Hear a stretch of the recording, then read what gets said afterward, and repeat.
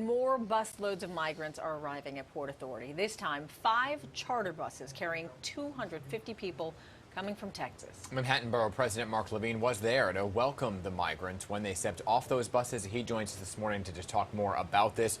Good morning to you, Borough President. Good to see you. Thanks for coming back. Good morning, Dan and Hazel. Good to see you. So, Mr. Levine, let's get into this because you joined the Immigrant Affairs Commissioner, right, Manuel Castro, yesterday to welcome those migrants to New York. And we've heard so much about the conditions as they arrive, some of them wearing barcodes on their arms to scan. What was their mood upon arrival?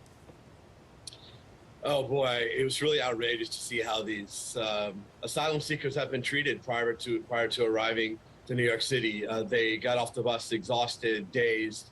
Many of them had to undergo perilous journeys to get to the United States, and then have been on buses with limited food and no medical care.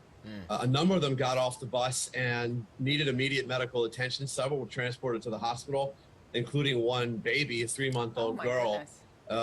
It's really outrageous to see the heartless way that Governor Abbott is treating human beings who, let's remember, are following a legal process to seek asylum here because they're fleeing often life-threatening conditions in Venezuela, Colombia, Cuba, Haiti, and elsewhere. I'm really proud that New York City is doing it differently, that we're welcoming them. And I saw that, the best of New York, on display yesterday as well.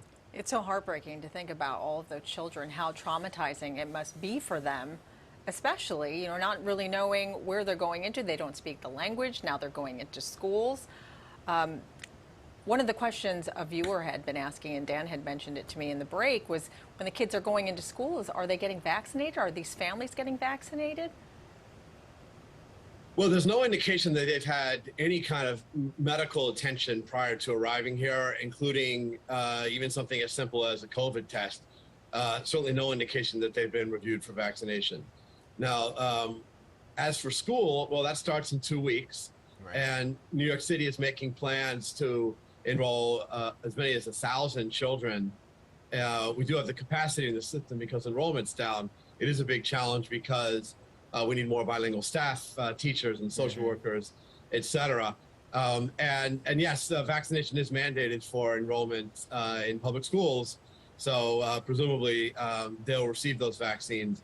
But it's just shameful that that Texas has not offered any of these basic considerations for human beings who have suffered and have done what generations of people from around the world have done, come to America to seek refuge. I'm glad New York City hasn't forgotten that that really is what the best of America is. So the Borough President, this is the largest group to arrive here in New York City by far. The Commissioner Castro, he was there every day to greet them. And we had Mayor Eric Adams on our Sunday political show, Picks on Politics, talking about more and more shelters opening up, that there was going to be a possible location in Times Square for some of them. Is there enough space? Where are they going in Manhattan in terms of those shelters? Are hotels being transformed? Yes, unfortunately, because homelessness in general is rising in New York City, our shelter system is pretty full. And when that happens, the quickest thing you can do is contract with hotels. And there are empty hotels now in Manhattan and New York City because tourism hasn't returned yet to pre-pandemic levels, though it is increasing. So the city is making provisions, I believe, for as many as 5,000 or 6,000 arrivals ultimately. And that's because we expect this to continue. This is a cynical political ploy until the November election.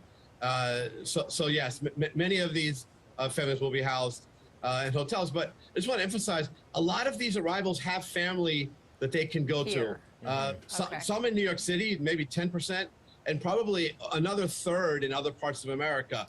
So it's crazy. They're being put on buses to New York when they had family in Florida and other places. Oh, wow. So many of them are actually leaving New York to go there. So not everyone arrives needing shelter, but some will. And yes, the city should provide them a bed, and we are, and hotels are going to be the way we do that. But eventually, I mean, we're going to reach a limit, don't you think? And so at that point, how much more federal help can we get? And how much are they actually helping? Yeah, how much are they helping us now?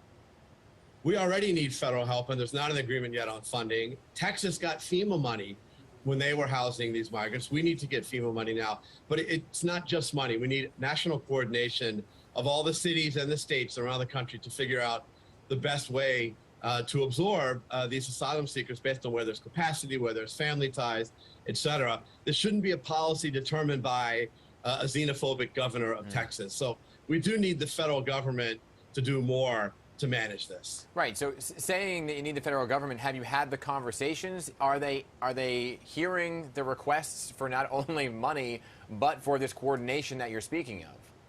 Well, I believe that the City Hall has now a request for funding in to FEMA. I don't think we've gotten a response yet, but we're going to need reimbursement for things like hotels, and that's what FEMA does. But as for the national coordination, I'm not aware of that plan, and we need it quickly because Governor Abbott does using this as a re-election tactic, shamefully as that is, and the election's not till November, so we should prepare for 2.5 more months of this. Yeah, it's help that we needed yesterday. Thank you so much, Manhattan Borough President Mark Levine. We always appreciate your time here on the show. Thank you both. Heard you were keeping this seat warm.